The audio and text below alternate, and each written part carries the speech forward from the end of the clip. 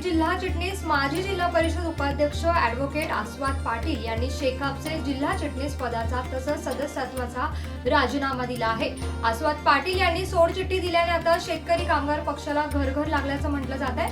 तर आस्वाद पाटील हे शेकापचे सरचिटणीस माजी आमदार जयंत पाटील यांचे भाचे असून त्यांनी राजीनामा दिल्याने अलिबागच्या पाटील कुटुंबात कलह पुन्हा समोर आलाय। आस्वाद पाटील हे मागील काही दिवसांपासून भाजपमध्ये प्रवेश करणार अशी चर्चा रंगत होती। त्यांनी शेकापचा राजीनामा दिल्याने आता या चर्चेला उधाण आलं आहे। नुकत्याच पार पडलेल्या विधानसभा निवडणुकीच्या पार्श्वभूमीवर पाटील कुटुंबात सारे काही आलबेल नसल्याचं दिसून आलंय। शेकाप सरचिटणीस माजी आमदार जयंत पाटील यांनी त्यांची सून चित्रलेखा पाटील यांची उमेदवारी जाहीर केल्यानंतर वादात भर पडली।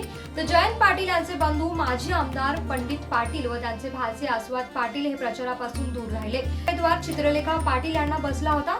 तर अलिबाग तालुक्यातील रवी किरण हॉटेल येथे आस्वाद पाटील यांनी आपले समर्थक कार्यकर्त्यांची बैठक घेत शेकाप जिल्हा चिटणीस पदाचा तसंच पक्ष सदस्यत्वाचा राजीनामा देत असल्याचं जाहीर केलंय। आस्वाद पाटील यांनी आपली पुढील भूमिका अद्याप जाहीर केली नसली तरी भाजपमध्ये लवकरच प्रवेश करतील अशी माहिती त्यांचे जवळचे कार्यकर्ते देत आहेत।